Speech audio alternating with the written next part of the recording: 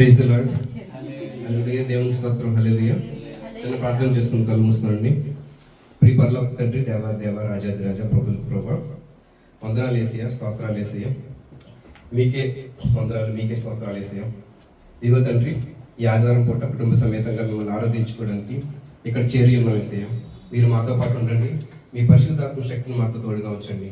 ఈరోజు ఏదైతే ఆరాధన చేయబోతున్నామో, ఏవైతే పాటలు పాడబోతున్నామో, ఏదైతే వాక్యం ధ్యానించబోతున్నామో, ఏదైతే ఈ సువార్త వినబోతున్నామో, వాటన్నిటిలో ఆరాధన చేసేది మేము కాదు, వాక్యం చదివేది మేము కాదు, ప్రసంగం చేసేది మేము కాదు. మీరే మాకు తోడుగా ఉండి, మా వెంట ఉండి, ప్రతి విషయాన్ని, అందులోని మర్మాన్ని మాకు అర్థమయ్యేలాగా తెలియజేసి, ఆది నుంచి అంతవరకు మీరు మా దగ్గర ఉండి ఆ మర్మాన్ని మేము తెలుసుకొని అవి మా జీవితకాలం అంతా మేము దాన్ని పాటించి మీకు ఇష్టమైన బిడ్డల వల్ల మేము మెరిగేలాగా మీ కృపను మాకు దయచేయమని యేసు నామములో అడిగి వేడుకుంటున్నాం తండ్రి.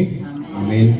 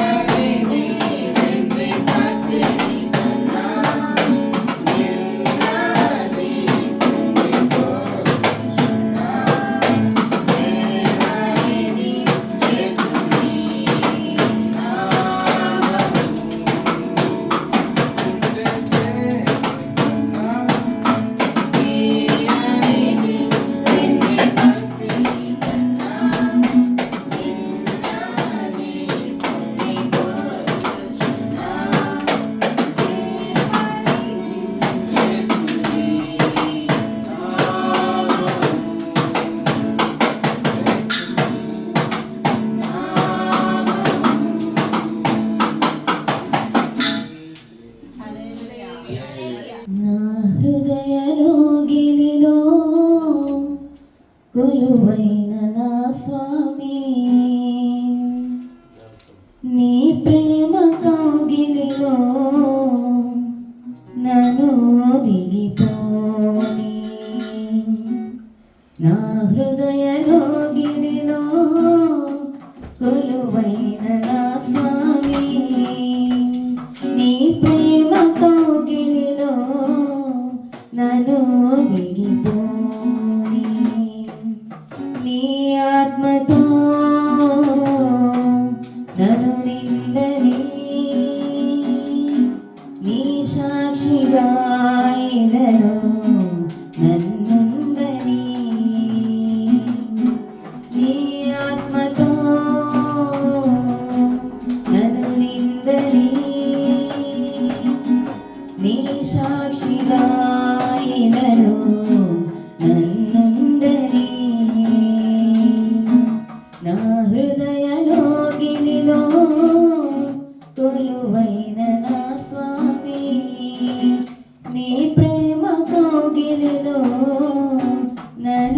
దిగిపోని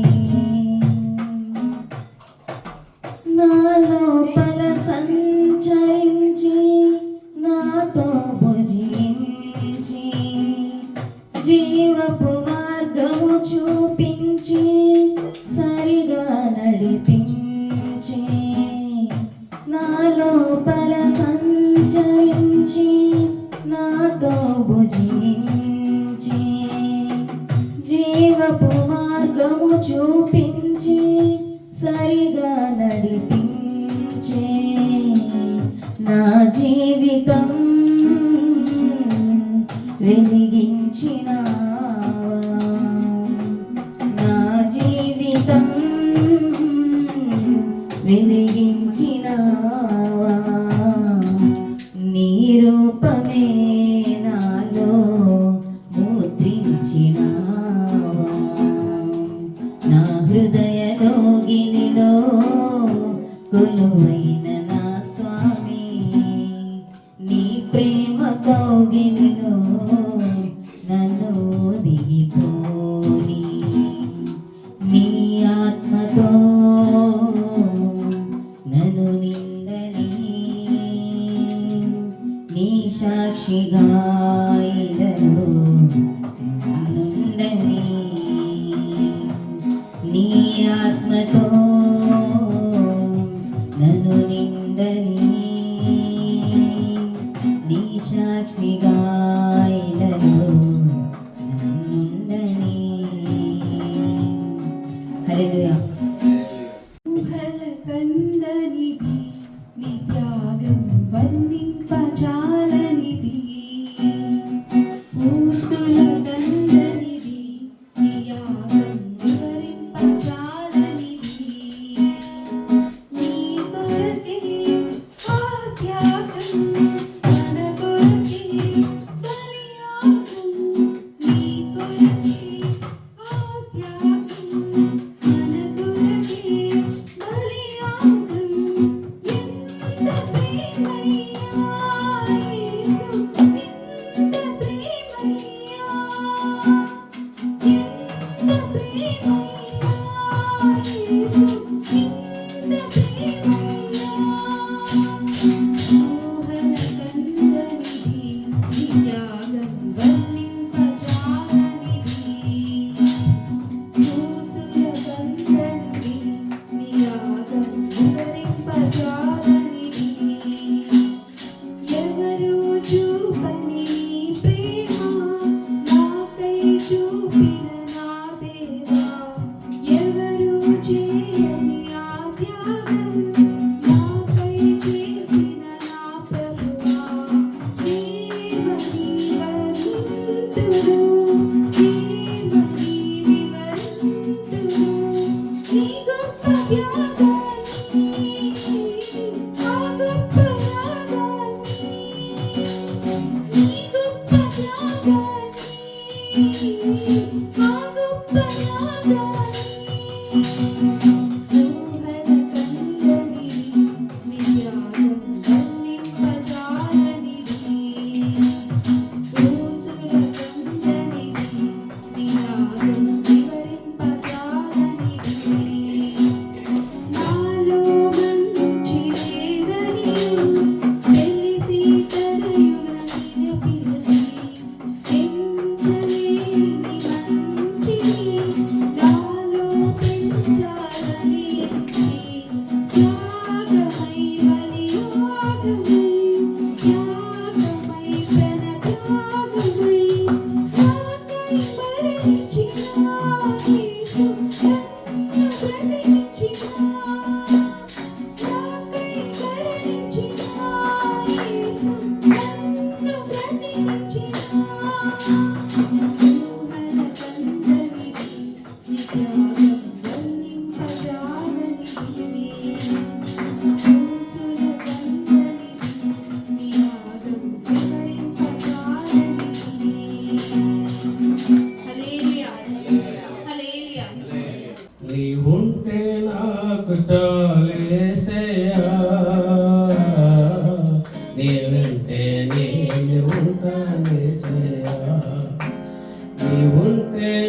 నాకు చాలేసయ్యా నేనంటే నేను ఉంటానేసయ్యా నీ మాట చాలయ్యా నీ చూపు చాలయ్యా నీ తోడు చాలయ్యా నీ నీడ చాలయ్యా నీ మాట చాలయ్యా నీ చూపు చాలయ్యా నీ తోడు చాలయ్యా నీ నీడ చాలయ్యా నీ ఉంటే నాకు చాలేసయ్యా నేనంటే నేను ఉంటానేసయ్యా ఎన్ని బాధలు ఉన్నను ఇబ్బందులైనను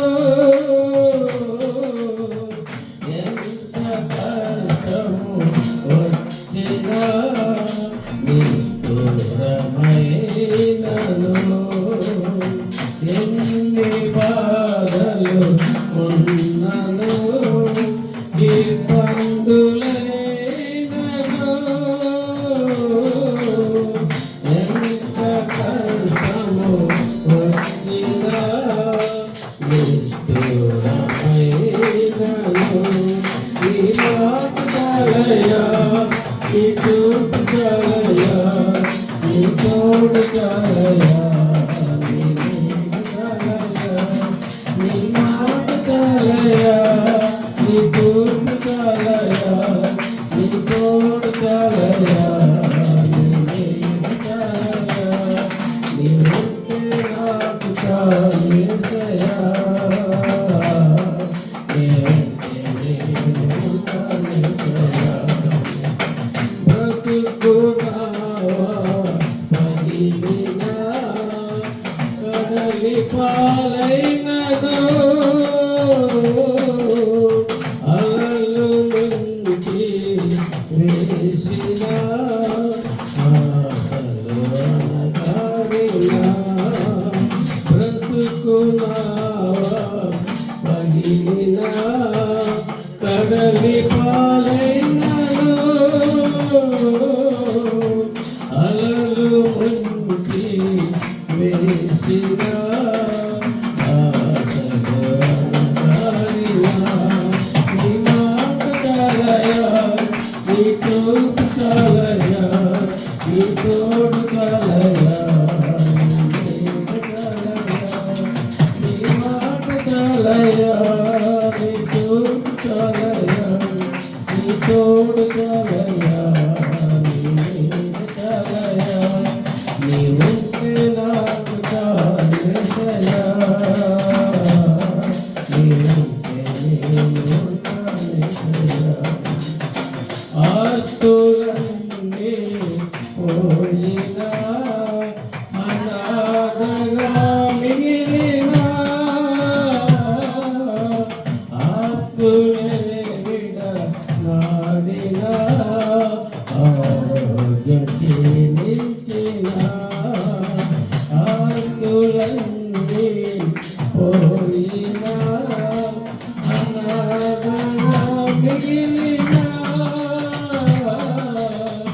ఆప్తులే విడనాడినా ఆరోగ్యం క్షీణించినా నీ మాట చాలయ్యా నీ చూపు చాలయ్యా నీ తోడు చాలయ్యా నీ నీడ చాలయ్యా నీ మాట చాలయ్యా నీ చూపు చాలయ్యా నీ తోడు చాలయ్యా నీ నీడ చాలయ్యా నీ ఉంటే నాకు చాలేసయ్యా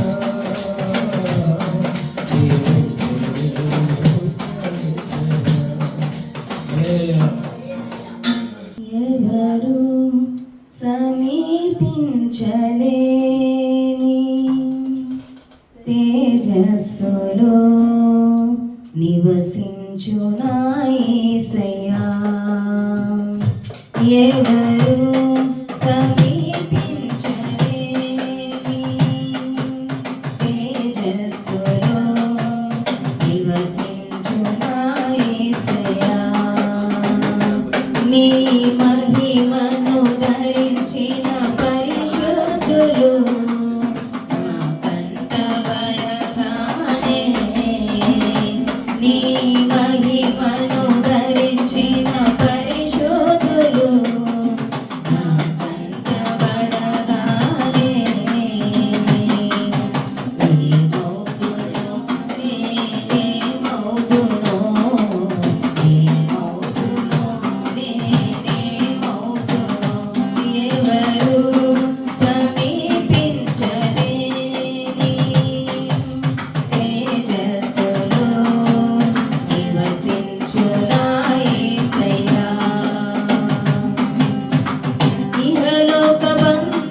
బంధాలు మరచి నీ ఎదుటనే నేను నిలచి ఇహలోక బంధాలు మరచి నీ ఎదుటనే నేను నిలచి నీవిచ్చు బహుమతులు నే స్వీకరించి నిత్యానందముతో పరవశించు వేళ నీవిచ్చు బహుమతులు నే స్వీకరించి నిత్యానందముతో పరవశించు వేళ మోదును నేనే మోదును మోదును నేనే మోదును ఎవరు సమీపించలేని తేజస్సులో నివసించు నా యేసయ్యా ఎవరు సమీపించలేని తేజస్సులో నివసించు నా యేసయ్యా నీ మహిమను ధరించిన పరిశుద్ధులు ఆపంచబడగానే నీ మహిమను ధరించిన పరిశుద్ధులు ఆపంచబడగానే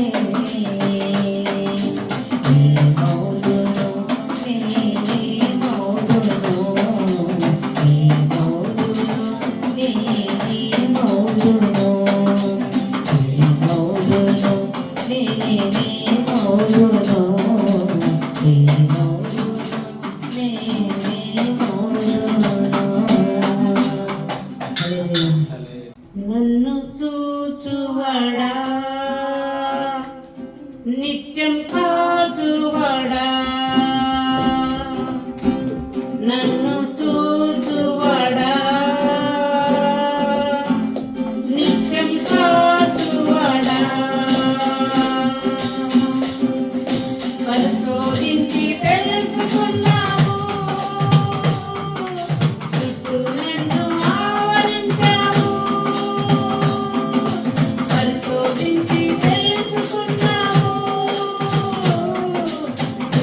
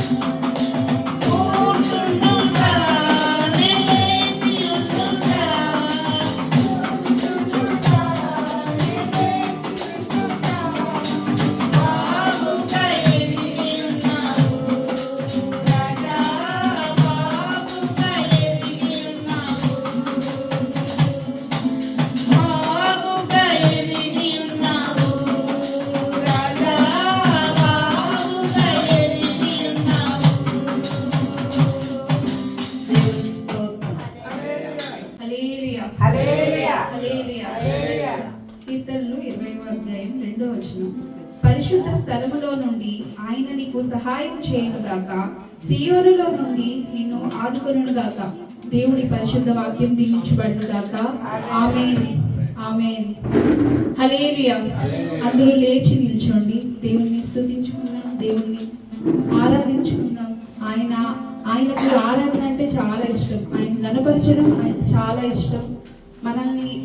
మనల్ని పరిశుద్ధులుగా జీవించమని దేవుడు పిలిచాడు. పరిశుద్ధత మన బలంతో కాదు, దేవుని కృపతోనే వస్తుంది. దేవుని కృప మనకి పరిశుద్ధాత్మ శక్తి ద్వారానే వస్తుంది. మన బలహీనతలో ఉన్న, మనం ఎలాంటి ఇరుకులు, ఇబ్బందులు, ఎలాంటి బలహీనతలో ఉన్నా కూడా మనకి ఓన్లీ దేవుడు పరిశుద్ధాత్మ శక్తి మన దగ్గర ఉండి ఆయన నడిపింపే మనకు ఉంటుంది. మనకి ఆ పరిశుద్ధాత్మ శక్తి సరిపోకపోతే ఆయన ఇంకా మనకి శక్తి కావాలని ప్రసాదించమని అడగాలి. దేవుణ్ణి అడగండి, ఆయన అద్భుత కార్యాలు చేస్తారు. ఆయన పరిశుద్ధాత్మ శక్తి మనల్ని ఇంకా ముందుకు తీసుకువెళ్ళేలాగా అడగండి. మన ఇరుకుల్లో, ఇబ్బందుల్లో మనకి ఈ లోక అలవాట్లు కానీ లోక జ్ఞానం మనకు సరిపోదు. ఆయన జ్ఞానం, ఆయన శక్తి మనకు కావాలి. అడగండి, అందరూ కళ్ళు మూసుకొని అడగండి. దేవుడు సమస్తము ఎరిగినవాడు. దేవుడు ప్రతిదీ మనకిస్తాడు. అడగండి, అడగండి. హల్లెలూయా. పరిశుద్ధ జీవితం జీవింపా నా శక్తి నాకు సరిపోలేదే. పరిశుద్ధ జీవితం జీవింపా నా శక్తి నాకు సరిపోలేదే. మళ్ళీ మళ్ళీ పడిపోకుండా నీ ఆత్మతో ఆదుకో యేసునాథా. మళ్ళీ మళ్ళీ పడిపోకుండా నీ ఆత్మతో ఆదుకో యేసునాథా. పరిశుద్ధుడా, పరిశుద్ధుడా, పరిశుద్ధుడా, పరిశుద్ధుడా, పరిశుద్ధ కన్నుచుమా, పరిశుద్ధ రక్తంతో నన్ను కడుగుమా, పరిశుద్ధ నదిలో నన్ను ఉంచుమా, పరిశుద్ధ రక్తంతో నన్ను కడుగుమా.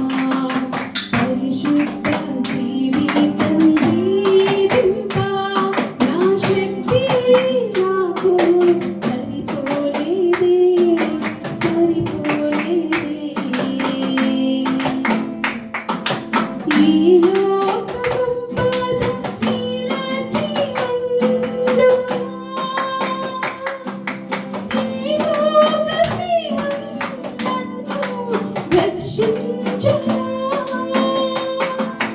ఈ లోక సంపద నీల జీవనుడా, ఈ లోక సింహం నన్ను రక్షించుమా. లోకమంతా నీ సంపాదించి ఆత్మను కోల్పోయిన నా బందేవి.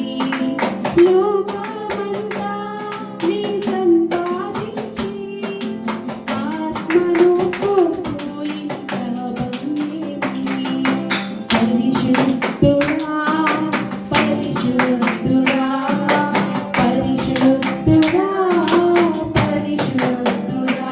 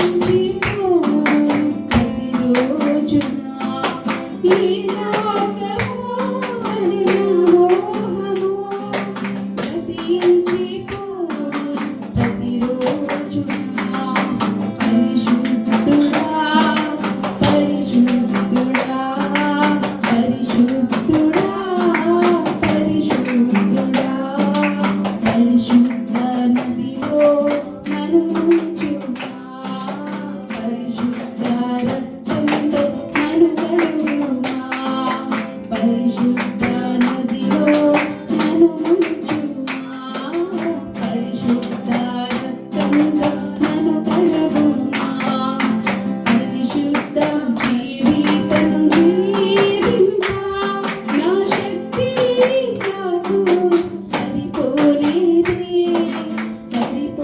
సరిపోలేదే పరిశుద్ధ జీవితం జీవింపా నా శక్తి నాకు సరిపోలేదే మళ్ళీ మళ్ళీ పడిపోకుండా నీ ఆత్మతో ఆడు యేసునాథా మళ్ళీ మళ్ళీ పడిపోకుండా నీ ఆత్మతో ఆడు యేసునాథా పరిశుద్ధుడా పరిశుద్ధుడా పరిశుద్ధుడా పరిశుద్ధుడా పరిశుద్ధ నదిలో నన్ను ముంచుమా పరిశుద్ధ రక్తంతో నన్ను కడుగుమా పరిశుద్ధ నదిలో నన్ను ముంచుమా పరిశుద్ధ రక్తంతో నన్ను కడుగుమా పరిశుద్ధ జీవితం జీవింపా నా శక్తి నాకు సరిపోలేదే పరిశుద్ధ జీవితం జీవింపా నా శక్తి నాకు సరిపోలేదే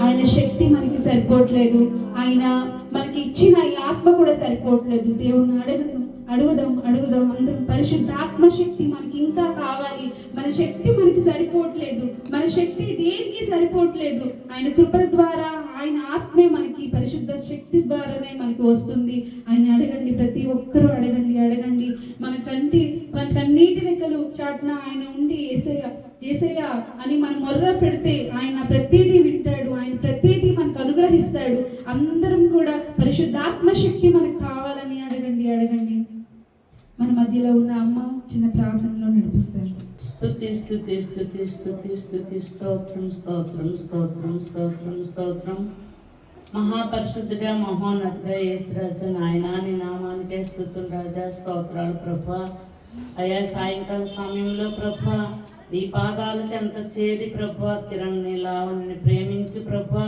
ఇట్టి రీతిగా ప్రభా నీ యందు జ్ఞానం కలిగి నీ యందు భయభక్తులు కలిగి ప్రభా నాయన వారిద్దరు బిడ్డలు తండ్రి తన బిడ్డతో కలిసి నాయన నిన్ను ఆరాధించుకునే భాగ్యం దయచూపునందుకు వందనాలు చెల్లించుకుంటా ప్రభా ఎక్కడ ఇద్దరు ముగ్గురి కూడి నా నామాన్ని స్మరిస్తారో వారి మధ్య నేను ఉంటానని సెలవిచ్చిన యెహోవా నీకే స్తుతులు స్తోత్రాలు తండ్రి చేరి వచ్చినటువంటి ప్రతి బిడ్డని దీవించండి ఆశీర్వదించండి ప్రభా వారి యొక్క నాయన తలంపులు ఉద్దేశం ఏమై ఉన్నాయో తండ్రి మాకైతే తెలియదు కానీ సమస్తము ఎరిగిన దేవుడు నీవు ప్రభా స్తోత్రాలు అయ్యా నాయన ఇదిగో ప్రభా ఈ చిన్న మందన ప్రభా వారు అనుకున్న రీతిలో తండ్రి అనేక మందిగా తండ్రి నాయన అనేక మందగా తయారు చేసి ప్రభా నీ వాక్యాన్ని బిడ్డ ద్వారా వినిపింప చేయండి నీకు స్తోత్రాలు అయ్యా నమ్మిట నీ వలనైతే నమ్మువానికి సమస్తము సాధ్యం అన్నారు తండ్రి ప్రతిదీ నీకు సాధ్యం కానీ ఏమీ లేదు తండ్రి మీరు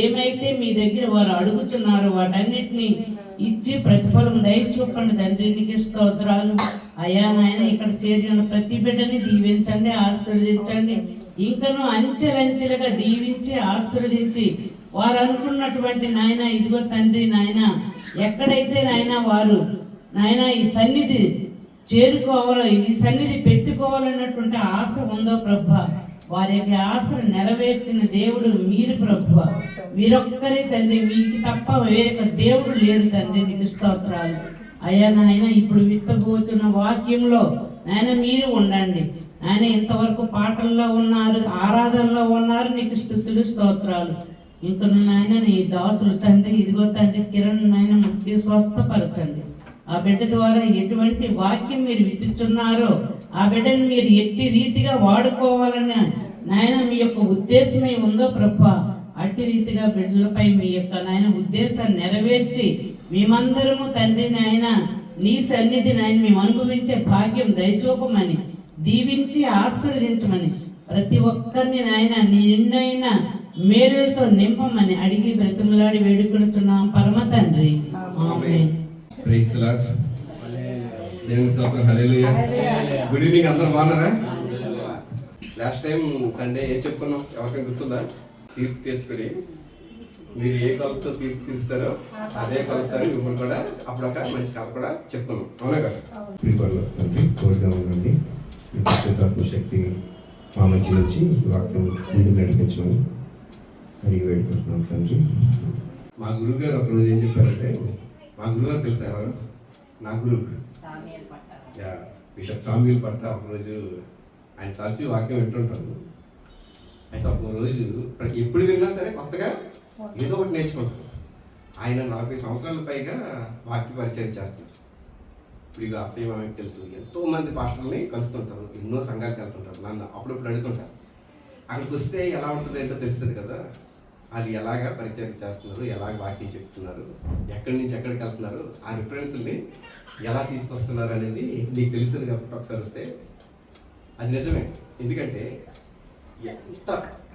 ఎన్ని ఆదివారాలు జరిగినా, ఎన్ని సంవత్సరాలు జరిగినా, 40 ఏళ్ళలోనే 50 ఏళ్ళలోనే అక్కడికి 90 ఏళ్ళు సర్వీస్ చేసిన వాళ్ళు కూడా ఉన్నారు. ఈరోజు నేను ఒక వీడియో చూస్తే అందులో ఆయన 90 సంవత్సరాలు, ఆయన 90 సంవత్సరాలు, ఆయన 70 సంవత్సరాలు, అంటే అతను 20 సంవత్సరాల నుంచి 70 సంవత్సరాలుగా సర్వీస్ చేస్తున్నారు. అయితే ఇంకొక బ్రిటిష్ మొత్తం ఈ బ్రిటిషర్స్లో ఒక ఆయన జే జాన్ అని ఒక పెద్ద పాస్టర్ గారు ఉంటారు. జే జాన్ అయితే ఆయన ఈ పెద్ద ఆయన దగ్గరికి వెళ్ళి 90 ఇయర్స్ అనమాట ఈయనకి. ఆయన పేరు టీఆర్.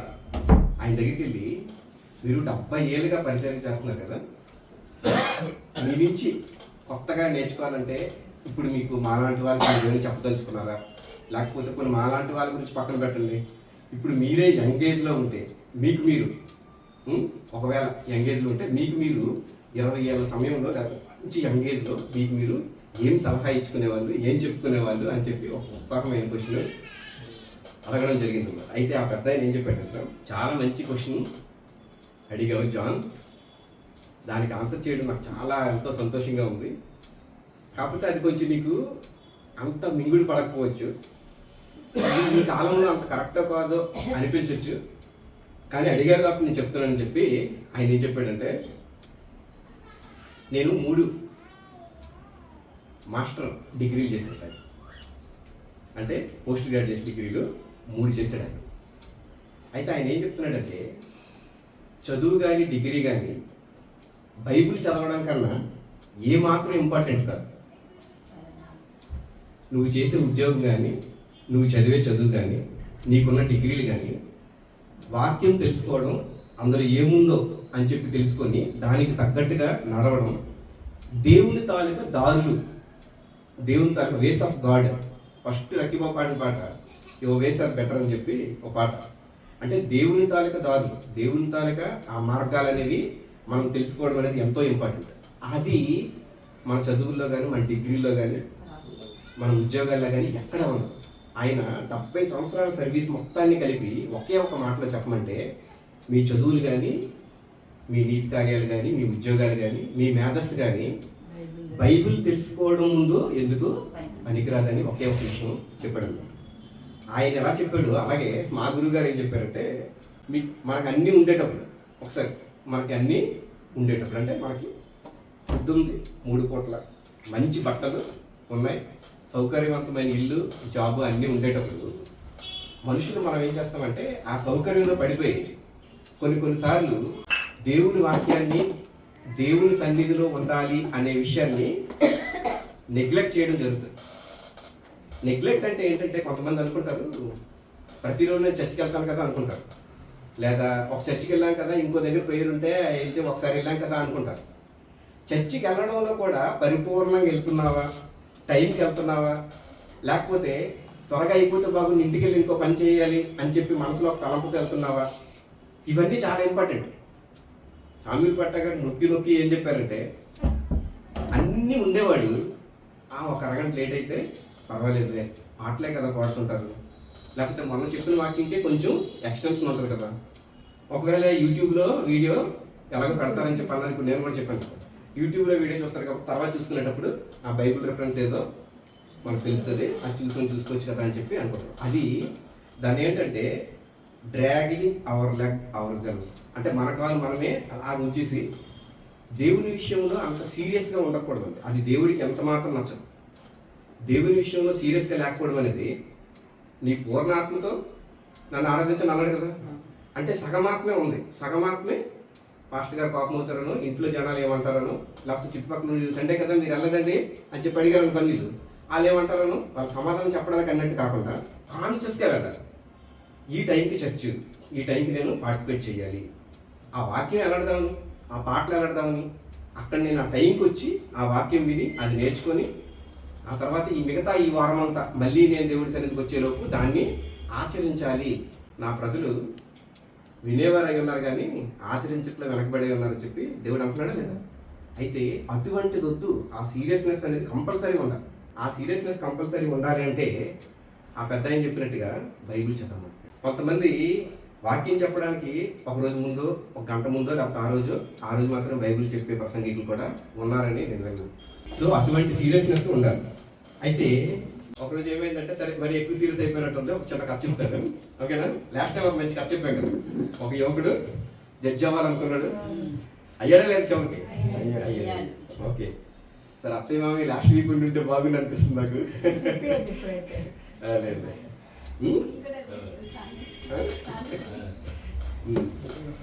అయితే సరే ఈరోజు ఇంకొక విషయం.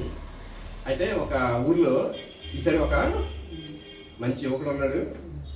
అయితే ఆ యువకుడికి ఒక ఉద్యోగం వచ్చింది. ఏమొచ్చింది? నాకు రెస్పాండ్ అవ్వండి, అప్పుడే కథ బాగుంటుంది. అయితే నేను 20 years ఏజ్లో ఉండేటప్పుడు నాకు ఇంగ్లీష్ సార్ చెప్పారు నాకు ఈ కథ. ఏం చెప్పారంటే టెన్సెస్ చెప్తున్నారు. ఏమని? Present continuous tense, perfect continuous tense చెప్తున్నారు. చెప్పేటప్పుడు ఐ హ్యావ్ బీన్ అనే పదం ఎలా వాడాలా అని చెప్పానంటే ఆయన కథ చెప్పారు, మనందరికీ అర్థం కావాలని. అయితే ఒక కుర్రాడు ఉన్నాడు. ఆ కుర్రాడికి ఉద్యోగం వచ్చింది. ఉద్యోగం వస్తే సహజంగా చాలా మందికి ఆ ఊరిలో ఉండదు. ఆ ఊరిలో ఉంటుంది ఎక్కువ మందికి, వేరే ఊరు ఉంటుంది. అయితే ఆ ఊర్లో ఉద్యోగం రావడం అనేది చాలా రేర్ అనమాట. ఆ కాలంలో వీడు ఒక్కడికే ఉద్యోగం వచ్చింది.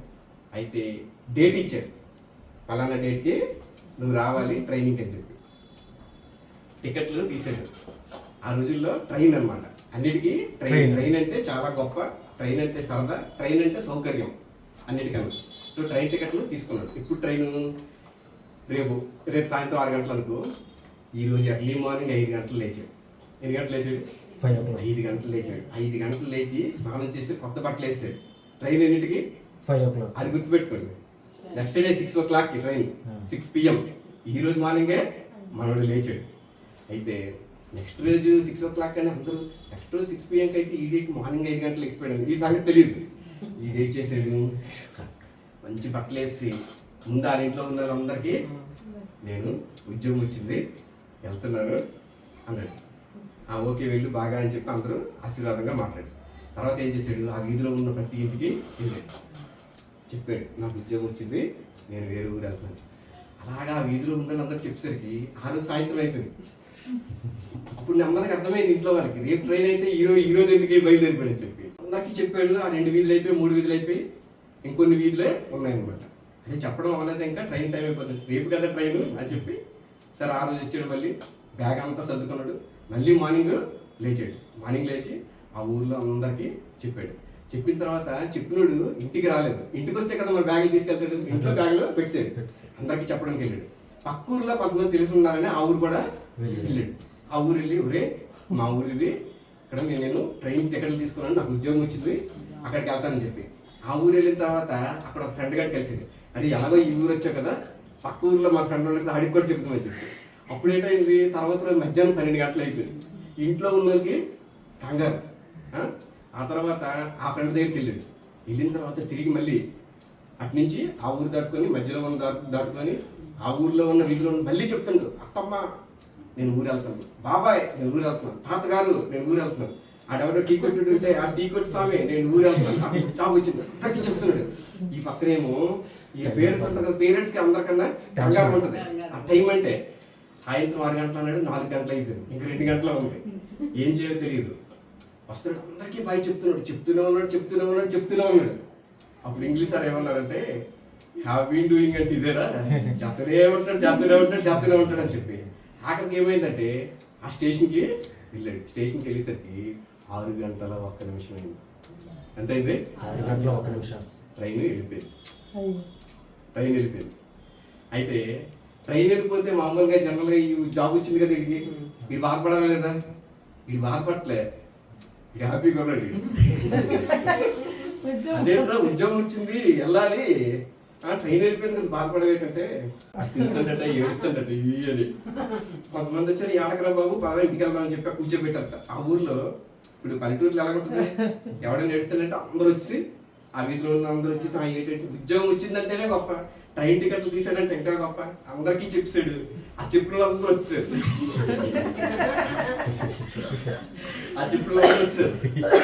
ఉద్యోగంలో ట్రైన్లో అని అంటే అప్పుడు ఏడుస్తుండే కానీ చెప్పడట, చెప్పడానికి ఏటాము ఉద్యోగము వద్దు, ఆ ట్రైన్ తేటు తెలిపెట్టి ఎందుకు ఏడుస్తున్నా చెప్పంటే, మరి నేను నా తండ్రి ఇంటిని, నా బంధువుల్ని, నా ఊరిని విడిచిపెట్టి వెళ్ళలేను అని అన్నాడట.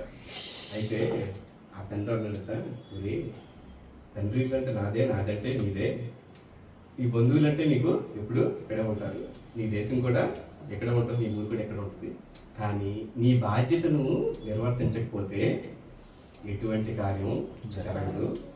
ఎప్పుడైతే నీ ఆ కంఫర్ట్ జోన్ ఏదైతే ఉంటుందో, నిన్ను పట్టుకొని ఉన్నది ఏదైతే ఉంటుందో దాన్ని విడిచిపెడతావో అప్పుడే నీకు అభివృద్ధి, ఆశీర్వాదం ఉంటాయి. తద్వారా నువ్వు కొంతమందికి ఆశీర్వాదంగా ఉంటావు అని చెప్పి చెప్తాడు. ఇదే విషయం మన బైబిల్లో అబ్రహాం జీవితంలో కూడా జరిగింది. ఒకసారి ఆదికాండం 12:1-2-3.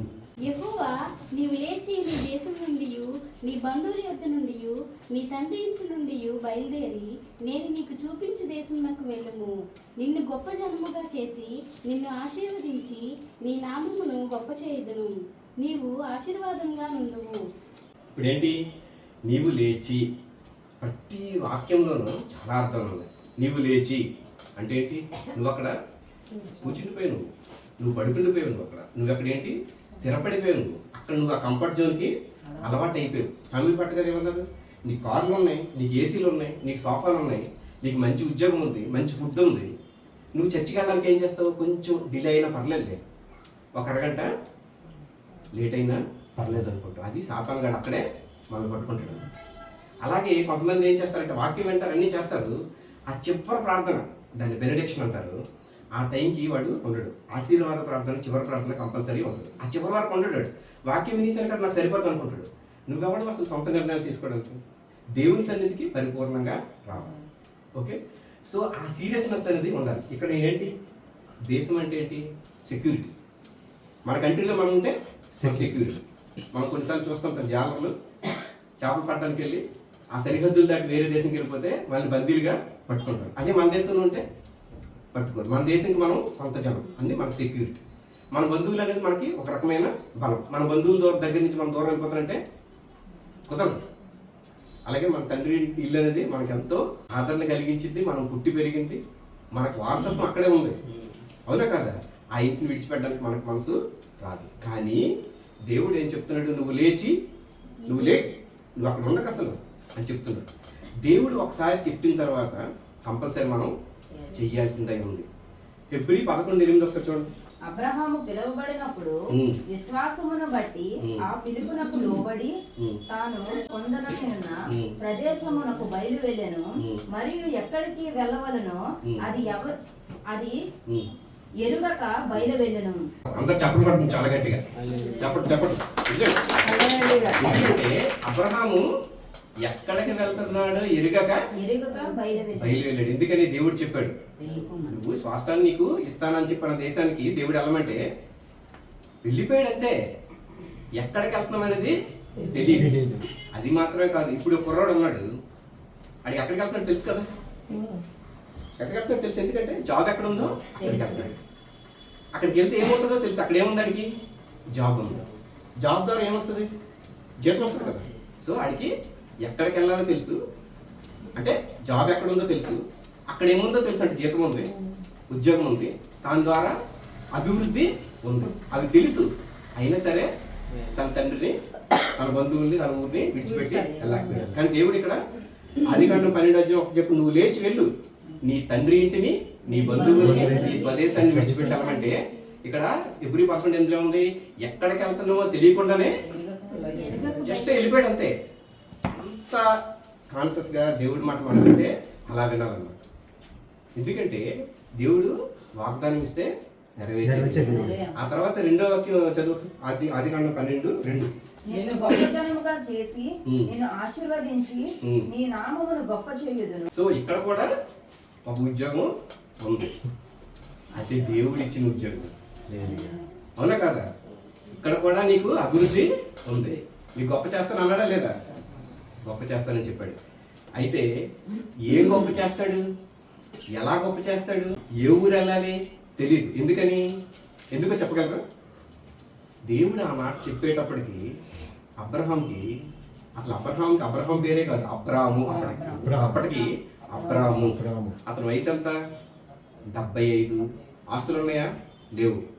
పిల్లలు ఉన్నారా? లేదు. అంటే వారసులు లేరు, భవిష్యత్తు లేదు, వయసు కూడా లేదు. అయినా సరే ఏ మాత్రం సంకోచించకుండా ఎక్కడికి వెళ్తున్నా తెలియకపోయినా సరే అలాంటి విశ్వాసం మనకుందా? దేవుడు ఏదైనా చెప్తే అలా అంత బ్లైండ్గా వెళ్ళిపోయే అటువంటి విశ్వాసం, అటువంటి నిబద్ధత, అటువంటి లాయల్టీ మనకుందా లేదా చెక్ చేసుకోవాలి. మనం వాకించేదేమో అబ్రహాం దేవుడు ఎలా దీవించాడు, అబ్రహాం నిలుపమన్నాడు, అబ్రహాం వెళ్ళిపోయాడు, అబ్రహాం అందుకని ఆశీర్వదించబడి కాదు. మరి మనం ఏం చేస్తాం? మనం బైబిల్ చదివి కూరుకోకపోవడం కాదు, మనం కూడా దేవుడు మనకి ఏం చెప్తున్నాడో శ్రద్ధగా. మరి ఎలా వినాలి? ఇప్పుడు ఇందాక చెప్పాను, 90 years ఆయన 70 years సర్వీస్ చేశాడు. ఎలాగ దేవుని దారి తెలుస్తుందంటే బైబిల్ చదవాలి.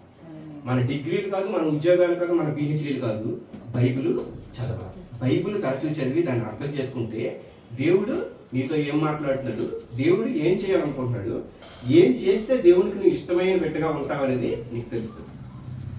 అలాంటి దారులు తెలుసుకోవడం అనేది మనకి మొదటి కర్తవ్యం. ఒకసారి లోకాసు వార్త 9:23. మరియు ఆయన అందరితో ఇట్లనెను, ఎవడైనను నన్ను వెంబడింపగోరిన ఎడల తన్ను తాను ఉపేక్షించుకొని ప్రతి దినము తన సిలువను ఎత్తుకొని నన్ను వెంబడింపవలెను. సో ఎవరైనా వెంబడించాలంటే ఏం చెప్పారు? సిలువ అంటే ఇప్పుడు మంచి టేక్ కర్ర చేసి సిలువ తయారు చేసిన అర్థమని కాదు. సిలువ అంటే ఏంటంటే నిన్ను ఏది ఆపుతుంది. నాకు అది వరకు మనం ఏం చేసుకున్నాం, ఏం నేర్చుకున్నాం? మన హృదయంలో ఒక సింహాసనం ఉంటుంది. ఆ సింహాసనం మీద దేవుడు కూర్చున్నాడా, లేకపోతే మన కోరికలు కూర్చున్నాయా, మన తాలూకు ప్లాన్స్ కూర్చున్నాయా, లేకపోతే మన తాలూకు వ్యామోహాలు కూర్చున్నాయా, లేకపోతే ఈ లోకాశలు కూర్చున్నాయా? దేవుడు కూర్చోవలసిన సింహాసనాన్ని మనం దేవుడు కాకుండా వేరెవరికైనా అప్పగించామా? అది మనం చూసుకోవాల్సిన బాధ్యత మనకు ఉంది. ఎప్పుడైతే మనం చూస్తామో అప్పుడు మనం మన సిలువను మనం మోసుకుంటున్నట్లే. మనకి ఏదైతే ఇష్టమో దాన్ని విడిచిపెట్టాలి. పాత విడిచిపెడితేనే కొత్త వస్తాయి. ఇప్పుడు ఇంట్లో టీ పెట్టమన్నారు, ఆల్రెడీ టీ పెట్టిన గిన్నె ఉంటే దాన్ని ఏం చేస్తాం మనం? అది కడిగిసి కదా పెడతాం, అందులో పెట్టేస్తాం. లేదు, ఇప్పుడు కొత్తగా రోడ్డు వేయాలంటే ఏం చేస్తారు? ఆ ఉన్న రోడ్డును కూడా పూర్తిగా తీసి తవ్వి తర్వాత కొత్తగా వేస్తారు. పెయింట్లు అయినా సరే అంతే. అలాగే ఇప్పుడు మన దగ్గర ఏదైతే ఉందో, ఏదైతే దేవుని దగ్గరికి వెళ్ళడానికి, దేవుని నీతి మార్గంలో నడడానికి ఏదైతే అడ్డు ఉందో దాన్ని పూర్తిగా మనం తీసేయాలి. దాన్ని ఎప్పుడైతే తీసేస్తామో అప్పుడు అక్కడ ఖాళీ స్పేస్ ఏర్పడుతుంది. ఎప్పుడైతే దేవుని ఆత్మ మనలో ఉంటుందో నీతి కార్యాల వైపు మనకి నడిపిస్తాడు అని చెప్పి గత ఆదివారం మనం చదువుకున్నాం. దేవుడి ఆత్మ మన దగ్గర లేకపోతే దేవుడు దేని వదిలిపెట్టేస్తాడు? దుర్నీతికి, దుష్ట కార్యాలకి మనం వదిలేస్తాడు. తద్వారా మనం ఆ కార్యాలన్నీ చేసుకొని తీర్పు దినమందు తీర్పు వస్తుందని ఎరిగి కూడా మనం ఇంకా ఎక్కువ చెడ్డ కార్యాలు చేయడానికి ప్రేరేపించబడతాం. ఎప్పుడు? దేవుని ఆత్మ మనలో లేనప్పుడు. ఆ దేవుని ఆత్మ మనలో ఎప్పుడు ఉండదు? దేవుని తాలూకు సింహాసనంలో దేవుని కూర్చోబెట్టకుండా వేరేవన్నీ కూర్చోబెట్టినప్పుడు జరుగుతాయి. సో అవేంటి, అవి ఏవి ఉన్నాయో అవి మనకు మాత్రమే తెలుస్తాయి. ఒక్కొక్కడు ఆడి జీవితంలో వాడు ఎలాంటి తలంపులు కలిగి ఉన్నాడు, వాడు ఎలాంటి తప్పులు చేస్తున్నాడు, ఏ విధంగా నడుస్తున్నాడు అనేది వాడికి మాత్రం తెలుస్తుంది. అందుకని వాడు ఆత్మ పరిశీలన చేసుకోవాలి. నాకు ఏది పట్టి పీడిస్తుంది, అది ఎటువంటిది, దేవుణ్ణి నాకు ఏ విషయం నన్ను దూరం చేస్తుంది అనేది తెలుసుకొని వాటిని తొలగించి దాటిని పక్కన పెట్టాలి. అప్పుడే మనం మన సిలువను మనం మోసుకుంటున్నట్టు. అందుకని అక్కడ ఏమన్నాడు, నన్ను వెంబడించాలనుకునేవాడు తన సిలువను తన ఎత్తుకో. ఇప్పుడు నీకు లేజినెస్ ఉంది, తెల్లారు లేచి చన్నీళ్ళు స్నానం చేయడానికి చిరాకు, అందుకని లేట్ అయిపోతుంది. అది నీ సిలువ, దాన్ని వదిలే. నీకు ఇంకేదో సినిమా టైం అయిపోతుంది, చర్చికి వెళ్తే సినిమా టైం అయిపోతుందని చెప్పి సినిమాకి వెళ్ళిపోతుంది, అది నీకు అది సిలువ. ఇవన్నీ నీ తల అన్నీ వదిలేసి ఏదైతే నువ్వు వదులుకోవాలనుకుంటున్నావో అది వదులుకొని దేవుని కోసం నువ్వు ఏదైతే సమయం నీ హృదయం అర్పిస్తావో ఇప్పుడు నువ్వు నీ సిలువని నువ్వు మోసుకొని వచ్చింది. దేవుని కోసం నువ్వు ఏదైనా చెయ్యాలి. దేవుడు ఒకటి ఇవ్వాలంటే ఒకటి విడిచిపెట్టాలి. అబ్రహాం ఏం చేశాడు, తన తండ్రిని విడిచిపెట్టాడు, తన బంధువుల్ని విడిచిపెట్టాడు, తన దేశాన్ని విడిచిపెట్టాడు. ఎక్కడికి వెళ్తాడో తెలియదు కానీ దేవుడు చెప్పాడు కాబట్టి వెళ్ళడం మొదలుపెట్టాడు. అయితే దేవుడు చెప్పేటప్పుడు వెళ్తే ఏం జరుగుతుందో అనేది మనం ఇప్పుడు చూద్దాం. ఆదికాండం 12:2 కదా, 3 కూడా చదవండి. నిన్ను ఆశీర్వదించు వారిని ఆశీర్వదించదను, మ్మ్. నిన్ను దూషించు వారిని శపించదను. అది కరెక్ట్. ఇప్పుడు ఏంటి, నువ్వు లేచి వెళ్ళు అన్నాడు. లేచి వెళ్ళు, లేవు అని అంటే అక్కడి నుంచి లేవు. ఆ పాత స్థితి నుంచి, ఆ పాత పాపం నుంచి, ఆ పాత చీకటి నుంచి, ఆ పాత బంధకాల నుంచి లెగిసిపోమంటున్నాడు. అక్కడి నుంచి లేచి నువ్వు వెళ్ళమన్నాడు. అబ్రహాము వెళ్ళడం జరిగింది. అయితే నేను 2వ వచనంలో ఆశీర్వదించబడతాము, నేను నిన్ను బహుజనంగా గొప్ప జనంగా ఆశీర్వదిస్తానన్నాడు. ఇప్పుడు 3వ చదవండి, మళ్ళీ చదవండి 3. నిన్ను ఆశీర్వదించు వారిని ఆశీర్వదించదను, నిన్ను దూషించు వారిని శపించదను. అది ఇక్కడ కాపు. ఇప్పుడు ఎవరైనా తల్లిదండ్రులు ఉన్నారు, తల్లిదండ్రులకి ఆ పిల్లలంటే ఎంతో ఇష్టం. ఇప్పుడు స్కూల్లో కూడా ఏవైనా చిన్న చిన్న పిల్లల గొడవలు అయినా సరే, మనవాడు తప్పున్నా సరే మనం ఏంటంటాం, ఎదుటి వాళ్ళదే తప్పు అంటాం మనం. ఎందుకంటే మనకి మన పిల్లల మీద ప్రేమ. ఎవడైనా మన పిల్లల్ని పొగిడినా బాగా చూసుకున్నా సరే వాళ్ళంటే మనకి ఇష్టం ఆటోమేటిక్గా ఏర్పడుతుంది. ఎవరైనా మన పిల్లల్ని ఒక మాట అనడమో లేకపోతే దురుసుగా ప్రవర్తించడం, ఎగతాలు చేయడం చేస్తే వాళ్ళ మీద ఆటోమేటిక్గా మనకి కోపం. అది సహజం. సేమ్ దేవుడు కూడా అంతే సహజమైన ప్రేమతో మనల్ని ప్రేమిస్తాడు. ఎప్పుడు మనం ఆయన విధుల్ని పాటించాలి. ఎప్పుడైతే అబ్రహాము ఇలా వెళ్తా అన్నాడు, అప్పుడు నేను నిన్ను ప్రేమిస్తాను, నిన్ను ఆశీర్వదించిన వాళ్ళని నేను కూడా ఆశీర్వదిస్తాను, నిన్ను శపించిన వాళ్ళని నేను కూడా శపిస్తాను. అంటే ఒక తల్లిలాగా, ఒక తండ్రిలాగా, ఒక కుటుంబం లాగా నేను నిన్ను చూసుకుంటాను అంటాను. అంటే దేవుడు మనం చెప్పే పని మనం కూడా చేస్తే మనకేమవుద్ది, మనం ఆశీర్వదించబడతాం, మనం అభివృద్ధి చెందుతాం. అది మాత్రమే కాకుండా మనం ఎవరినైతే మనం ఎట్టుగా చూస్తాం, దేవుడు కూడా అలాగే చేస్తాడు. అలాగే మనల్ని కూడా ఎవరిని ఆశీర్దిస్తే వాళ్ళని ఆశీర్దిస్తాడు, మనల్ని కూడా ఎవరిని శపిస్తే వాళ్ళని దేవుడు శపిస్తాడు. మనమేమి చేయక్కర్లే, యుద్ధం యెహోవాదే. మనం అసలు ఏ రివెంజ్ తీసుకోక్కర్లేదు, మనం ఎవరిని తిట్టక్కర్లేదు, మనం ఎవరిని కొట్టక్కర్లేదు. నువ్వు దేవుణ్ణి ఫాలో అవ్వు, నువ్వు దేవుని నిబంధనలు పాటించు, నువ్వు దేవుని ప్రేమించి, నువ్వు దేవుని ఆరాధించు, దేవుని చెప్పిన పని నువ్వు చెయ్యు, ఆటోమేటిక్గా దేవుడు నీకు ఏది కావాలో అది కంపల్సరీ చేస్తాడనమాట. సంఖ్యాకాండం 23:19. దేవుడు అబద్ధమాడుటకు ఆయన మానవుడు కాదు, పశ్చాత్తాపపడుటకు ఆయన నరపుత్రుడు కాడు. ఇర్మియా 29:11. నేను మిమ్మును గూర్చి ఉద్దేశించిన సంగతులను నేను ఎరుగుదును, రాబో కాలమందు నీకు నిరీక్షణ కలుగునట్లుగా అవి సమాధానకరమైన ఉద్దేశములే గాని హానికరమైనవి కావు. అక్కడ చూసావా ఎంత మంచి వాక్యము. అంటే మనకు తెలియకపోవచ్చు, అబ్రహాంకి తెలియదు. అబ్రహాంకి ఎక్కడికి వెళ్తున్నాడో తెలియదు, అక్కడ ఏముంటుందో తెలియదు, అక్కడ ఎన్ని పాటలు పడాలో తెలియదు, అక్కడ మంచి వస్తుందో చెడు వస్తుందో ఎదురు వస్తుందో ఏమొస్తుందో తెలియదు. కానీ ఇక్కడ ఏం చెప్పాడు దేవుడు, జరగబో కాలములో నీకు నేను ఏదైతే ఇస్తానో అది నాకు తెలుసు, దేవుడికి తెలుసు కదా. దేవుడు వెళ్ళమన్నప్పుడు నువ్వు వెళ్ళిపోవడమే గుడ్డిగా. నిన్ను ఆశీర్వదిస్తాను అన్నాడు, నిన్ను ప్రేమిస్తాను అన్నాడు, నిన్ను ఆశీర్వదించాలని ఆశీర్దిస్తాను, నేను శపించాలని శపిస్తాను అన్నాడు. ఆ తర్వాత ఏమన్నాడు, సమాధానకరమైన ఉద్దేశంలో కానీ నేను చేసే ప్లాన్స్ ఏవైనా సరే అది నీకు ఆత్మకి సమాధానాన్ని శాంతిని ఇస్తాయి తప్ప నీకు ఎప్పుడు కూడా హాని చేయవు. దేవుని ఉద్దేశాలు అంతా మనకంత మేలు చేసేవి ఉంటాయి కాబట్టి ఎట్టి పరిస్థితులను మనం వెనకం చేయక్కర్లేదు. దేవుడు ఏం చెప్తే అది చేసుకుంటూ వెళ్ళిపోవాలి. మరి దేవుడు ఎలా చెప్తాడు, మళ్ళీ మొదటికే రావాలి. ఇప్పుడు కూడాను ఏం చెప్పాడు దేవుడు, వాక్యము చదవాలి. వాక్యం చదివితే దేవుడు మనతో ఏం మాట్లాడుతున్నాడో తెలుస్తుంది.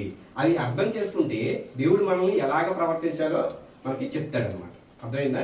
ఈ 2 విషయాలు తెలియాలంటే గ్యారంటీ బైబిల్ చదవాలి. అలాగే 23:19 ఏం చెప్పాడు సంఖ్యాకాండం, అబద్ధం ఆటకు మనుషుడు కాదు. దేవుడికి మతిమరుపు లేదు, అబద్ధం చెప్పడం మనుషుడిలాగా. ఒక్కసారి ఆశీర్వదిస్తానంటే ఆశీర్వదించినట్టే, ఒక్కసారి దీవిస్తానంటే దీవించినట్టే. అంటే దేవుడు ఎప్పుడు కూడా మాట తప్పడు. ఆ మాట తప్పడు అని ప్రూవ్ అయింది అబ్రహాం విషయంలోనే. ఎందుకని, ఒకసారి ఇప్పుడు ఫరో చక్రవర్తి దగ్గర సారాని అక్క అని చెప్పి సోదరని చెప్పడం జరిగింది కదా, అదొక మిస్టేకే కదా. ఇంతకుముందు నేను ఒక ఎగ్జాంపుల్ చెప్తున్నాను, ఏమని, సముద్రం దాటి వెళ్తుంటే పెద్ద అల్లలు అవన్నీ వచ్చాయని చెప్పి వీళ్ళందరూ కంగారు పడుతున్నారు. అయితే మీకు అల్ప విశ్వాసాలు మీరు ఎందుకు కంగారు పడుతున్నారని చెప్పి దేవుడు మందలించడం జరిగింది. ఎందుకని, ఆల్రెడీ వేరే చోటుకి వెళ్ళి మనం పరిచయం చేయాల్సి ఉంది. అంటే అక్కడికి ఆల్రెడీ వెళ్ళడం అనేది జరుగుతుంది, దేవుడే తీసుకెళ్తున్నాడు, మధ్యలో ఏం అవ్వదు కదా మనకి.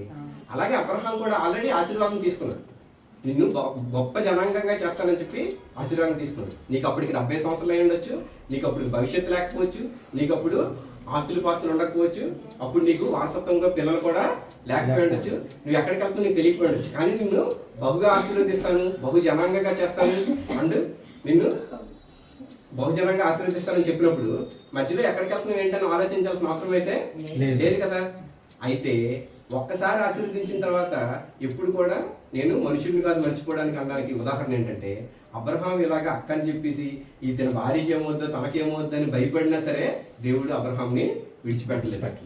వార్తించి చదివేశాడు కానీ అబ్రహాంని ఎటువంటి హాని క్రియేట్ చేయలేదు. ఎందుకని మనం ఇప్పుడే చదువుకున్నాం, నా తలంపులన్నీ మీకు మేలు చేసేవే కానీ హాని చేసేవే కాదు అని చెప్పి. సార్ గలతీయులు 3:14 కూర్చున్న వాగ్దానము విశ్వాసం వలన మనకు లభించినట్లు అబ్రహాము పొందిన ఆశీర్వచనము క్రీస్తు యేసు ద్వారా అన్ని జనులకు కలుగుతాయి.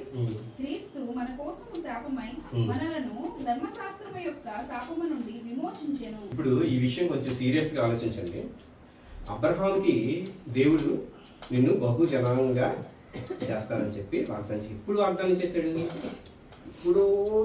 ఇప్పుడు నుంచి లెక్క పెట్టుకుంటే నాకు తెలిసి కనీసం 4000 సంవత్సరాల క్రితం అది, అవునా కదా. కానీ యేసుక్రీస్తు వచ్చింది ఇప్పుడు 2000 సంవత్సరాల మధ్యలో 2000 సంవత్సరాల టైము ఉంది. అయితే నిన్ను బహుజనాంగంగా చేస్తానన్నాడని చెప్పి ఆ జనాలందరినీ ఆశీర్వదిస్తానని చెప్పి ఇప్పుడు మనందరం చెప్పుకుంటాం. మనం ఏంటి అబ్రహాం సంతానం అని చెప్పుకుంటామా లేదా? శ్రద్ధగా వినండి, దీనికి ఒక లింక్ ఉంది. మనం అబ్రహాం సంతానం అని చెప్పుకుంటాం. అయితే ఒక్కసారి నిన్ను ఆశీర్వదించ మొదలు పెట్టానంటే ఇప్పటికీ ఆశీర్వదిస్తాను. అబ్రహాం చేసిన తప్పును కూడా దేవుడు క్షమించాడు, పట్టించుకోలేదు. ఇప్పుడు అబ్రహాం సంతానం మనమై ఉన్నాం కదా, మరి మనల్ని కూడా దేవుడు ఆశీర్వదించాలి కదా. ఆశీర్వదించడానికి ఏం చేశాడు? 13:14 ఇప్పుడు ఏం చదివాం మనం? 13:14 వచనంలో గలతీలో మన కోసం శాపమై సిలువు మీద మరణం చెంది, అంటే ఇప్పుడు మనం ఎన్ని పాపాలు చేసినా ఏం చేసినా సరే మన కోసం సిలువు దేవుడు ఎంత ఎక్స్టెంట్కి వెళ్ళాడంటే, ఒక్కసారి ఆశీర్వదించారు కాబట్టి, ఒక్కసారి వీడిని దీవిస్తాను అన్నాను కాబట్టి, ఒక్కసారి వీడిని బహుజనాంగంగా చేస్తానన్నాను కాబట్టి, ఆ ఆశీర్వాదం జీవిత పర్యంతము ఈ భూమి ఉన్నంత వరకు కొనసాగాలి. కాబట్టి మనం నాశనం అయిపోకుండా, అబ్రహాం సంతానం మనం అయి ఉన్నాం కాబట్టి మనం నాశనం అయిపోకుండా ఆఖరికి తన ప్రాణాన్ని సిలువు మీద అర్పించేంత ఎక్స్టెంట్కి దేవుడు వెళ్ళాడు అనమాట. చూసారా, అది ఎంత పెద్ద ఆశీర్వాదమో, ఎంత పెద్ద వాగ్దానమో. దేవుడు అలాంటి వాగ్దానాలు ఇస్తాడనమాట. అంటే ఇప్పుడు పౌలు ఏం చెప్తాడు, మళ్ళీ గుర్తుపెట్టుకుంటున్నాడు. అబ్రహాం ఏం చేశాడు, ఎక్కడికి వెళ్తుందో తిరిగి దేవుడు వెళ్ళిపోమన్నాడు కాబట్టి వెళ్ళిపోయాడు. అంతటి విశ్వాసం దేవుడి దగ్గర అబ్రహాం చూపించాడు కాబట్టి, అంతటి కరుణ, అంతటి దేవుడు కూడా ఫెయిత్ఫుల్గా ఉంటాడు. మనదే కాదు, మనకన్నా దేవుడు ఎక్కువ ఫెయిత్ఫుల్. మనం కొన్నిసార్లు చిన్న బాధ రాగానే ఇది ఇంకా అవదలే, ఇప్పుడు మనకి ఈ ఉద్యోగం రాదులే, మనకి ఇంకా ఈ అప్పు తీరదలే, లేకపోతే మనకి ఇంకా కొత్త ప్రమోషన్ రాదు, ఏదో ఒకటి అనుకుంటాం మనం అనుకునేవన్నీ అవ్వకపోతే. కానీ దేవుడు అలా కాదు, ఒకసారి మాట ఇచ్చాడంటే అది అవుతుంది. 75 సంవత్సరాల్లో వయసులో నీకు బహుగా జనంగా చేస్తానంటే ఎప్పుడు పుట్టాడు? ఇస్సాకు ఎప్పుడు పుట్టాడు? 100 సంవత్సరాలు 99వ సంవత్సరానికి పుట్టాడు. 75 సంవత్సరాలు అంటే 25 సంవత్సరాలు అయింది అక్కడ. ఓన్లీ గొప్ప జనంగా చేస్తానని చెప్పేసి మొదటి కొడుకు పుట్టేసరికే 25 సంవత్సరాలు పట్టింది. మనల్ని బ్రతికించడానికి యేసయ్య ఏం చేశాడు? సిలువ మీద అబ్రహాంకి ఇచ్చిన వాగ్దానాన్ని నెరవేర్చడానికి, మనల్ని అందరినీ రక్షించడానికి సిలువ మీద తను శాపమై ఉన్నాడు. ఎందుకంటే సిలువ మీద ఉన్నవాడు శాపగ్రస్తుడు అని రాయబడింది. సిలువ మీద ఉన్నవాడు శాపగ్రస్తుడు. సిలువ మీద ఉన్నవాడు శాపగ్రస్తుడు అంటే నేను శాపగ్రస్తుడిని అనిపించుకోవడానికి కూడా రెడీ అయ్యి, ఎవడిక్కడ మనకి ఇక్కడ ఉన్న వాళ్ళు ఎవరైనా సరే వేరొకరి కోసం నేను శాపగ్రస్తుడిని అని చెప్పి అనిపించుకొని మాటలు పడి అత్యంత దారుణమైన నీచమైన మరణానికి పాల్పడి వేరొకరిని రక్షించడానికి ఇక్కడ ఎవరైనా సిద్ధంగా ఉన్నారా? కానీ అబ్రహాం సంతానమైన మనల్ని ఆశీర్వదించి ఆ మాటను నెరవేర్చుకోవడానికి దేవుడు తన ప్రాణాలను సైతం లెక్క చేయకుండా దాని మీద తను శాపమై, తను పాపమై, తను శాపగ్రస్తుడే అక్కడ మరణం పొంది తిరిగి లేచి మనందరికీ జీవాన్ని ప్రసాదించాడు. అంత అర్థం నిన్ను గొప్ప జనాంగంగా చేస్తే నిన్ను ఆశీర్వదించడానికి. ఇలాంటి ఆశీర్వాదం మనకి ఎప్పుడు వస్తుంది? మనం ఏం చేయక్కర్లేదు. దేవుని యందు విశ్వాసం ఉంచాలి. ఇగో ఈ దేవుని వాక్యం చదవాలి. దేవుని వాక్యం చదివితే దేవుని దారి ఏంటో తెలుసు. ఆ దారి తెలిస్తే మనం లేట్ చేయడం చేయం. సామెత పట్ల గారు చెప్పినట్టు మనం లేట్ చేయం. మన కారు అప్పుడు బాగానే పనిచేస్తుంది. మన చన్నీళ్ళు మనల్ని ఏమీ చేయవు. అర్థమైందా? మనకి ఏ తలనొప్పి ఏమీ చేయదు. మనకి ఏ సినిమా టికెట్లు, క్రికెట్ టికెట్లు, అసలు ఏ ఫంక్షన్స్ పార్టీలు ఏమీ ఉండవు. దేవుడికి ఇవ్వాల్సిన టైం మనం దేవుడికి ఇస్తున్న టైం దేవుడికి ఇచ్చినప్పుడు ఈ ఆశీర్వాదం ఇంకా కొనసాగుతూనే ఉంటుంది. ఎందుకంటే ఒక్కసారి ఆశీర్వాదించాడంటే మర్చిపోయేవాడు కాదు. ఇక్కడ ఏముంది? ఇర్మియా 33:3 చదవండి ఒకసారి. నాకు మొర్రపెట్టుము, నేను నీకు ఉత్తరం ఇచ్చేదను. నీవు గ్రహింపలేని గొప్ప సంగతులను, గూఢమైన సంగతులను నీకు తెలియజేయను. అక్కడ ఇప్పుడు ఏంటి?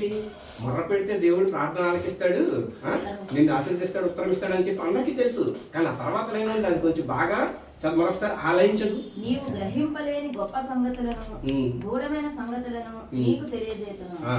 నువ్వు ఇప్పుడు మనకు మామూలుగా మనం ఎంత మాత్రం మనకి కొంచెం మనము చుట్టూ మనం పెరిగే వాతావరణం, మన తల్లిదండ్రుల నుంచి వచ్చిన జీన్స్, మనం చదువుకునే చదువు, దాన్ని బట్టి మనకు కొంత ఆ ఇంటెలిజెన్స్ నాలెడ్జ్ ఉంటుంది. అదే మన పరిమితి కలిగి ఉంది. మన బలానికి కానీ, మన శక్తికి కానీ, మన ఆలోచనకి కానీ, మన వివేచనకు కానీ, మన ఈ ఓర్పుకి కానీ, ప్రతిదానికి కూడా ఒక లిమిట్ ఉంది. కానీ లిమిట్లెస్ విషయాలు, మనకు తెలియని నిగూఢమైన విషయాలు మనకు తెలియజేయడానికి దేవుడు ఏం చేయమంటాడు? దాంట్లో మొరపెట్టమంటాడు. దేవుడిని మొరపెట్టాలి. దేవుడి వాక్యం చదివి దేవుడిని మొరపెడితే నిగూఢమైన విషయాన్ని తెలియజేస్తాడు. అప్పుడు దేవుని తనకి దారేంటో మనకు తెలుస్తుంది. ఆ దారిలో మనం వెళ్తే అప్పుడు ఏమవుతుందంటే అబ్రహాం తనకి వారసులు మనం కాబట్టి అబ్రహాం తనకి ఆశీర్వాదం మనతో ఆగిపోకుండా ఏమవుతుంది? మన పిల్లలకు కూడా కంటిన్యూ అవుతుంది. ఇప్పుడు మన ఆ ఆశీర్వాదం మన పిల్లలకి వాళ్ళకి కంటిన్యూ అవ్వాలవుద్దా? అవ్వాలంటే మనం ఎటువంటి నిర్లక్ష్యం లేకుండా సీరియస్ గా, కాన్షియస్ గా దేవుని సన్నిధిలో ఉండాలి. దేవుని వాక్యం చదవాలి. దేవుడు మీ అందరినీ దీవించిన గాక. ఈ పర్లోక తండ్రి, ఇదిగో తండ్రి, నువ్వు పుట్టిన చోటికి వెళ్ళే ధైర్యం మాకు ఇవ్వు. మేము వదలాల్సిన వాటిని వదిలిపెట్టి నువ్వు చెప్పే వాక్యాన్ని విని, నీ మాట విని మేము కూడా ఆశీర్వాదంగా, అబ్రహాం వల్ల ఆశీర్వాదంగా మాత్రం కాక మేము మరికొంతమందికి ఆశీర్వాదకారకంగా, ఇంకా వాళ్ళు కూడా ఇంకొంతమందికి ఆశీర్వాదకారకంగా, అలాగా ఇక్కడ తాగిపోకుండా కొనసాగేలాగా మమ్మల్ని దీవించండి సీఎం. ఇదిగో తండ్రి, అబ్రహాం ఎలాగైతే ఎక్కడికి వెళ్తున్నాడు, ఏం చేస్తున్నాడు, నీ మాట ప్రకారం తెలియకుండా వెళ్తున్నట్టే మేము ఇక్కడ అన్ని విషయాలు తెలుసుకోవడా, మీ వాక్యం వినడానికి, మీ నిబద్ధతతో మీతో పాటు ఉండడానికి, మీరు చెప్పేది మేము పాటించడానికి మేము ఎంతో అలసట చూపిస్తామండి. అటువంటి అలసట కలిగిన హృదయాలు మాకు ఉద్దేశం. మేము లేచి, మేము నిల్చొని, మేము మా తండ్రి ఇంటిని, మా ఊరిని, మా బంధువుని అన్నీ విడిచిపెట్టి ఏదైతే నువ్వు చెప్తున్నావో ఆ మార్గంలో మేము నడుచుకునేలాగా ఆ శక్తిని, ఇందాక మేము ఆరాధనలో పాట పాడుతున్నట్టుగా ఈ పరిశుద్ధాత్మ శక్తి మాకు కావాలి. ఎందుకంటే మా శక్తి అస్సలు సరిపోవట్లేదు. ఈ లోకం తర జ్ఞానం ఎందుకు పనికిరాదు, ఈ లోకం తర తెలివితేటలు ఎందుకు పనికిరాదు, ఈ లోకం తర వ్యామోహాలు ఎందుకు పనికిరాదు. నీది ఏదైతే పరిశుద్ధాత్మ శక్తి ఉందో ఆ శక్తి ద్వారా మాత్రమే ముందుకు నడగలం, ఆ శక్తి ద్వారా మాత్రమే మేము ముందుకు కొనసాగలం. అటువంటి శక్తిని మాకు దయచేయండి ఎందుకంటే నీ సన్నిధికి మేము వచ్చేలాగా మాకు త్వరపడే హృదయాలు, ఆ ఆశ కలిగి, ఆ సంతృప్తి కలిగి అటువంటి హృదయాన్ని మాకు దయచేసి ఈ వాక్యాలను నిరుడారుగా ఉంటూ నిరంతరం మీ సన్నిధిలో మేము ఉండే ఆ మహాభాగ్యాన్ని మాకు, మా పిల్లలకి, మా తరతరాలకి అందించమని యేసయ్యను అడిగి వేడుకుంటున్నాం తండ్రి. దయచేసి మీరు అందరూ మీ సొంత అవసరాల కోసం కళ్ళు మూసుకొని ప్రార్థన చేయండి.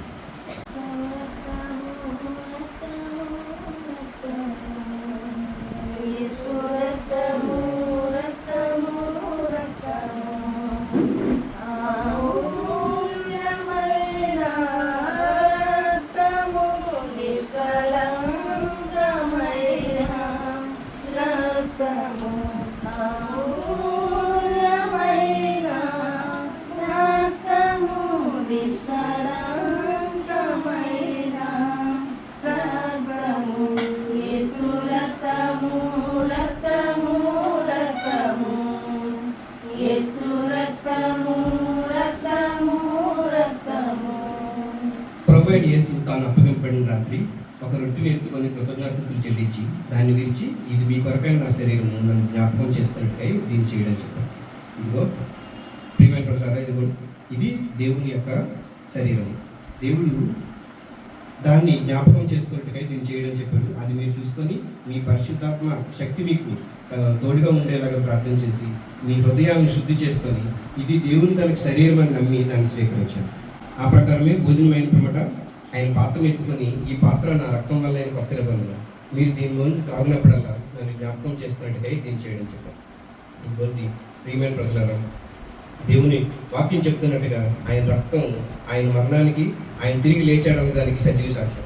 ఇప్పుడు కూడా ఆయన మరణాన్ని, ఆయన పునరుత్థానాన్ని మనం ప్రకటించాలి. అదే అసలైన సువార్త. దాన్ని జ్ఞాపకం చేసుకొని ఈ ద్రాక్షరసాన్ని స్వీకరించాలి.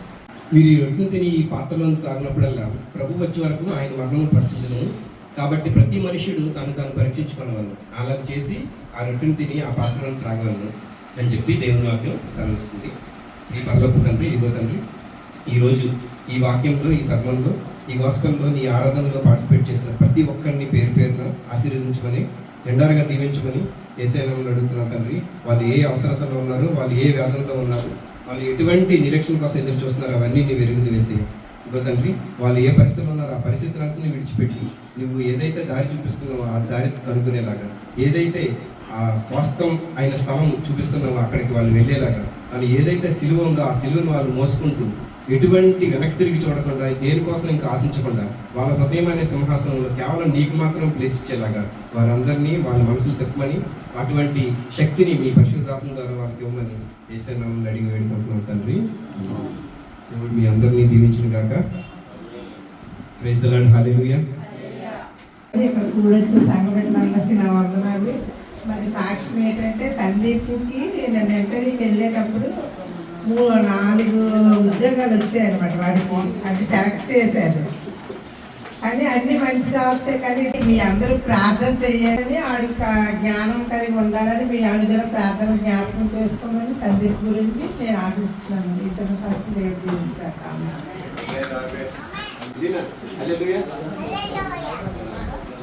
ఇది కుటుంబం అని మనకుంది, ఇది కుటుంబం అని మనం అనుకుంటున్నాము. కానీ ఇది దేవుని సన్నిధి. ఈ సన్నిధి దేవుడు ఎంతగానో ప్రేమించాడు. మా యొక్క ఆలోచనలు, తలంపులు, మరి పాట కూడా ఉంది. మనం ఏ ఆలోచన చేసినా, ఏ తలంపులు చేసినా అవన్నీ నెరవేర్చేవాడు దేవుడు. నిజంగా లావణ్య పెట్టినప్పుడు, తను పిలిచేటప్పుడు ఆ అమ్మాయి ఒక మాట అనేది, నేను నన్ను అయిపోతానమ్మా అని. నన్ను వద్దమ్మా, దేవుణ్ణి ఎరిగితే మంచిది అని చెప్పాను. నిజంగా తనకి తోడుగా దేవుడు మంచి భర్తను ఇచ్చారు. ఈరోజు నాకు ఈ గృహంలో చూసేటప్పుడు దేవుని సన్నిధి వీళ్ళలో ఉన్నప్పుడు చాలా సంతోషం అనిపించింది. ఎందుకంటే ఈ లోక ఈవులన్నీ కూడా వ్యర్థము. మనకు కావాల్సిన దేవుని తాలూకా మాటే, దేవుని తాలూకా సన్నిధే మన హృదయాన్ని ఆకట్టుకుని ఉండాలి.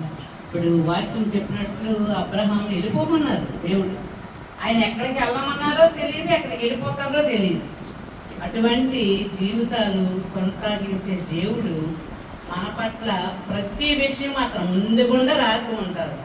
ఆయన ప్రణాళిక ఎట్టి విధంగా ఉంటుందో మనమైతే అనుకుంటాం, అలా చేసిద్దాం, ఈ ఉద్యోగం చేసిద్దాం, ఇది చేసిద్దాం, అది చేసిద్దాం అని. నిజంగా కరోనా టైంలో వీళ్ళు వచ్చేది అది పెద్ద సాక్ష్యం. ఈ వైద్యాలు సెటిల్ అవుతారని, ఇట్టి విధంగా ఉంటారని, తమ సహోదరులను కూడా ఇక్కడ వస్తారు. ఈ కుటుంబం అంతా కలిసి, మన కుటుంబాలన్నీ ఇట్టి రీతిలో మనం వెనకపడిపోతున్న దేవుళ్ళలో మరుగైపోతుంటాం, ఒక్కొక్కసారి తప్పిపోతుంటాం. నిజమే, దేవుడికి సమాధానం ఎవరు చెప్పాలి, అతను అడుగుతారా మనం అనుకుంటాము. ఎవరు చెప్పరు, ఎవరు అడగరు. ఒకవేళ లేట్ అయ్యింది జాబ్ కోసం అయితే పరిగెడతాం, ఎవరైనా అడుగుతారని.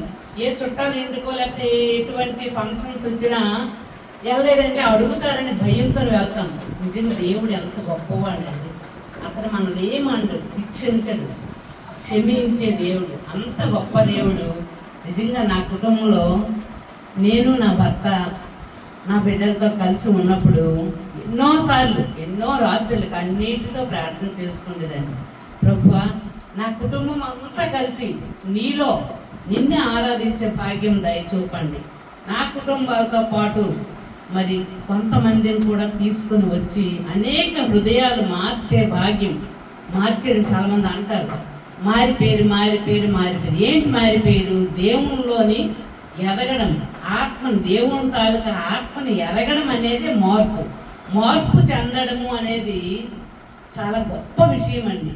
అది మన హృదయంలో అన్నీ తీసివేస్తే, ఖాళీ గుండెని ఇస్తే, గుండె నిండా అతను ఉండే దేవుడు ఒక ఏకైక దేవుడు యేసు ప్రభువే.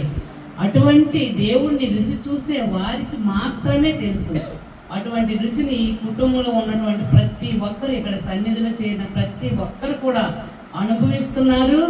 మరి వాక్యం కూడా తను చక్కగా చెప్పినటువంటి విషయాల్లో అది ఎంతో ఇంతలా ఉంది, మనకి చిన్న వాక్యంలా ఉంది, కానీ దాన్ని విప్పి చూస్తే ఒక చాలా సముద్రంలో ఇసుక రేణువుల కంటే ఎక్కువ విలువైనటువంటి వాక్యము మరి బిడ్డ అందించినందుకు దేవుని పేరట బిడ్డకు వందనాలు చెల్లించేసుకుంటూ నాకైతే చాలా సంతోషం అనిపించింది. ఈరోజు బిడ్డలందరూ, నా కుటుంబస్తులు అందరూ కూడా చాలా సంతోషంగా సన్నిధిని స్వీకరించారు, అనుభవించాము. ఏమిట అనేక మంది కూడా ఇంకా ఇంకా ఇంకా అనేక మంది వీరి యొక్క సాక్ష్యాల ద్వారా, వీరి యొక్క వాక్యాల ద్వారా అనేక మంది రావాలని కోరుకుంటున్నాము. అయితే లాస్ట్కి ఒక మాట అన్నారు, ఇంట్లో అయితే లేనిపోయిన డిస్టర్బెన్స్ వస్తుంది, ఒక సన్నిధి ఉండాలి, సన్నిధి కావాలి, దేవుని సన్నిధి. దేవుని ఇల్లు ఎవరు కట్టాలి, దేవుని ఇల్లు ఎలా కట్టాలి, ఎవరు కడితే దేవుని ఇల్లు వస్తుంది. దేవుడి ప్రణాళిక ఉంటే తప్పనిసరిగా దేవుడు నిర్వర్తిస్తారు. దేవుడు వారి యొక్క కోరికను, వారి యొక్క ఉద్దేశాన్ని దేవుడు నెరవేర్చాలని కోరుకుంటూ మరి వీరికి పెద్దగా నా యొక్క ఆశీస్సులు, దేవుని పేరట ఆశీర్వాదం, ఈరోజు ఆశీర్వాదం కొరకు చెప్పి ఉన్నారు బిడ్డ కనుక ఆశీర్వాదాలు ఈ కుటుంబంపై మెండిగా నిండిగా దీవించాలని కోరుకుంటూ ఈ నా సాక్ష్యాన్ని ముగించుకుంటున్నాను. మనందరికీ తెలిసిన విషయమే, నాకు మంగళవారం చిన్న దెబ్బ తగిలింది, అదందరికీ తెలిసిన విషయమే. ఆ రోజు అనుకోకుండా ఒక షాప్కి వెళ్ళి ఇంకా అక్కడ తగలడం, అక్కడ ఇనుము అన్నది ఆ డోర్కి, అది అద్దం డోర్ అనమాట, కిందన ఇనుము ఉంది. నేను పెద్దగా అబ్జర్వ్ చేయలేదు, బయట నుంచి చూస్తూ డోర్ ఓపెన్ చేయడం వల్ల తగిలింది. దెబ్బ అయితే చిన్నదే కానీ చాలా బ్లీడింగ్ రావడం వల్ల ఆ టైంకి కొంచెం భయపడ్డాం అనమాట, ఏమవుతుంది ఏంటని. కానీ దేవుడు చాలా గొప్పవాడు, దేవుడు మనకి ఆశ్చర్యాలు, అద్భుతకర్తలు చేస్తారని మనకు తెలుసు. అట్టి రీతిగానే అది ఎంతో పెద్ద దెబ్బ తగులుండొచ్చు మేబీ, కానీ అది చాలా చిన్న దెబ్బగా ఆ రోజుకి కొంచెం నొప్పి వచ్చినట్టుగా, తర్వాత కొంచెం వెంటనే మానిపోయింది కూడా, 2 రోజులకే మానిపోయింది. చాలా అద్భుత సాక్ష్యంగా నేను చెప్తాను, ఎందుకంటే ఇల్లు దగ్గర పడుతుంది, ఇల్లు అవుతుంది, చాలా పనులు ఉంటాయి, ఇద్దరం కలిసే ప్రతిదీ చేయాలి, ఇద్దరం కలిసి తిరగాలి. మరి మళ్ళీ నీరు కొంచెం డ్రాప్ అయిపోతే మళ్ళీ తిని కూడా ఇంకా లో అయిపోతారు, ఇంటి పనులు అన్నీ వస్తున్నాయి కదా. కానీ అది చాలా చిన్న దెబ్బతోనే దేవుడు సెట్ చేసేసి, అంటే సైతాన్ గారు మనకు చాలా వేదనలు, శోధనలు చూపిస్తారు. అంటే మేలు జరిగే దాని ముందు ఏదో ఒక కీడు చేస్తే చిన్నది వస్తుంది, ఎందుకంటే దేవుడు మేలు అంత గొప్పగా చేద్దాం అనుకున్నప్పుడు సాతాన్ గారు కీడు రూపంలో ఏదో చూపిస్తాడు, కానీ పెద్దది కాకుండా చిన్న దాంతోనే దేవుడు వెంటనే దాన్ని అడ్డు తొలగించి చిన్న దాంతోనే సెట్ చేసి మళ్ళీ నన్ను ఇలా ఈరోజు సాక్ష్యం చెప్పేలాగా ఈరోజు అనుకోకుండా అమ్మ నాన్న చాణక్య సిరి కూడా రావడం నాకు చాలా సంతోషంగా ఉంది. అలాగే మీ అందరి కుటుంబ ఆరాధనలో ఏఎన్సీసీ ఇంకా బాగా బలపడాలని, మంచి వెన్యూ దొరకాలని అందరూ ప్రార్థన చేయండి, మన కుటుంబాలందరి కోసం ప్రార్థన చేయండి. ఈ చిన్న సాక్ష్యం దేవుడు దీవించి పెడతారు.